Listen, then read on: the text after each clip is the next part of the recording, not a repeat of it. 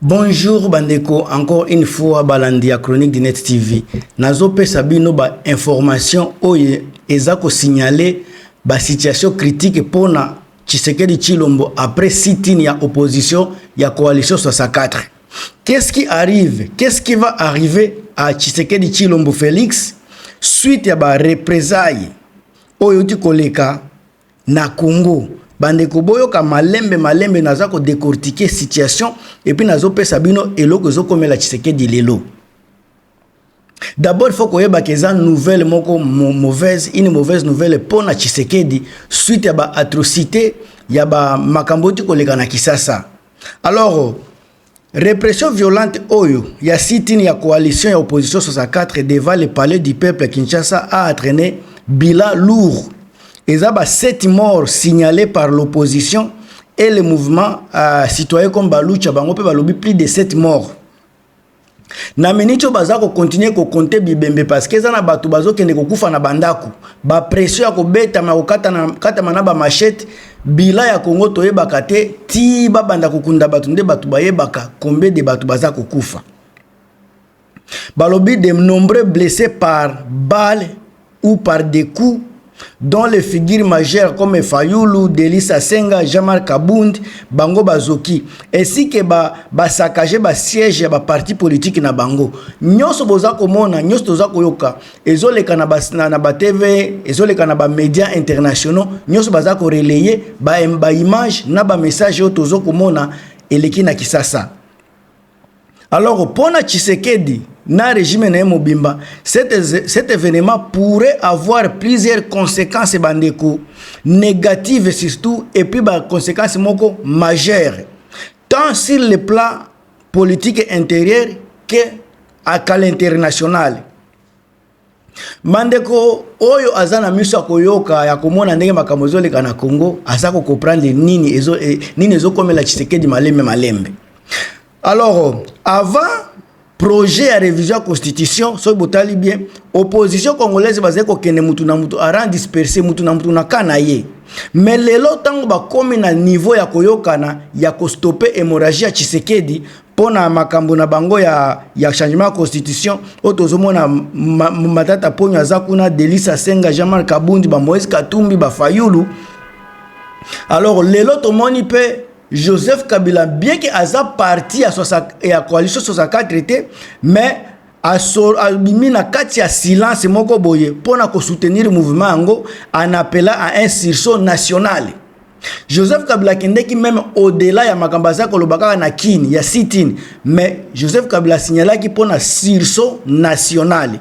Alors Félix Tshisekedi fait désormais face à un bloc d'opposition historique totalement unifié contre lui.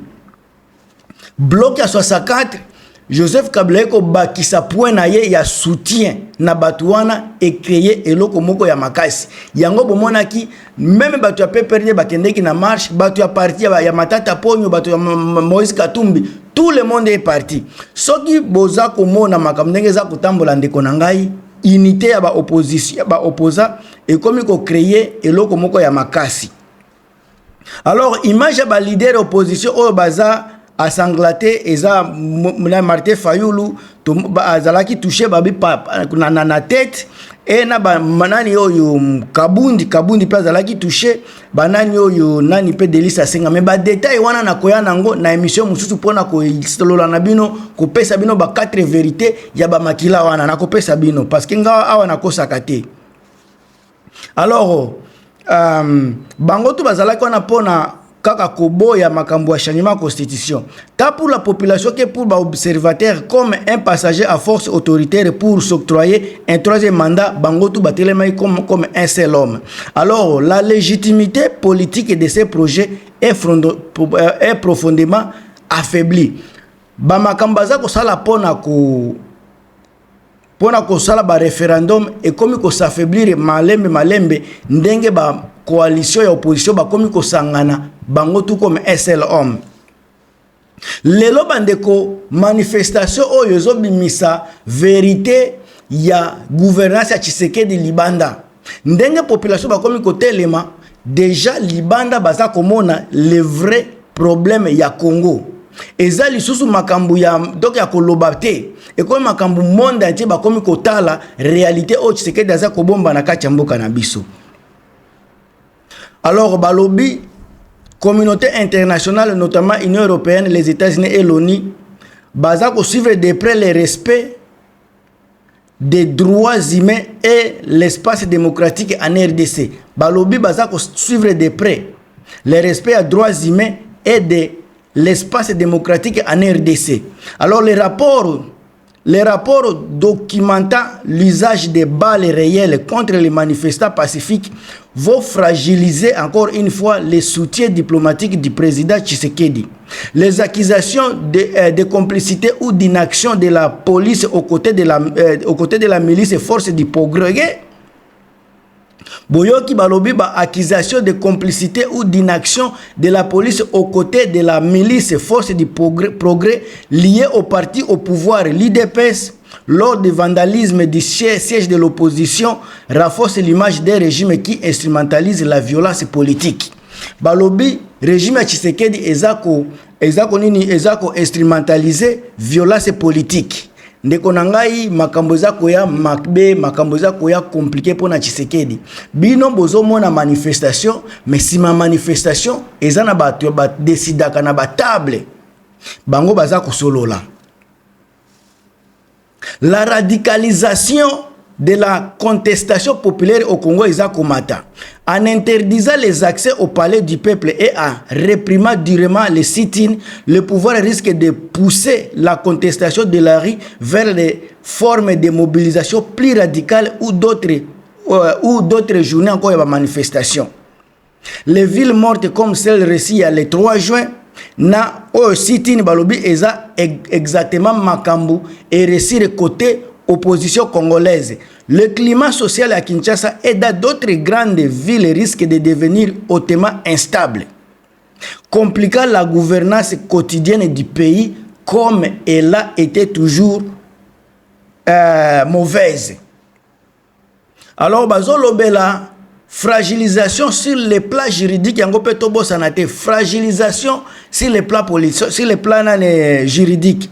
Coalition 64 Boza Komona a déjà annoncé son intention de capitaliser sur les événements pour mener des actions juridiques et institutionnelles, notamment en formalisant une plainte contre le chef de l'État pour tentative de renverser l'ordre constitutionnel et haute trahison.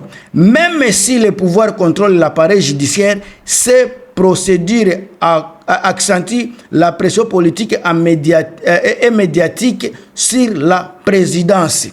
Bande konangai oyo se produire na Congo et se produire na Kinshasa eza kotia Tshisekedi dans une position délicate où le coût politique de son projet de changement de constitution vient de grimper à flèche parce que ekosenga isu makambo ebele. Tshisekedi azalaki koloba opposition ya pété, opposition ya nzala, lelo bakomi kotelema. Opposition bakomi ko prouver que baza ya nzala te, baza ya pété, baza pe na pouvoir ya koloba, baza pe na moyen ya kosolola.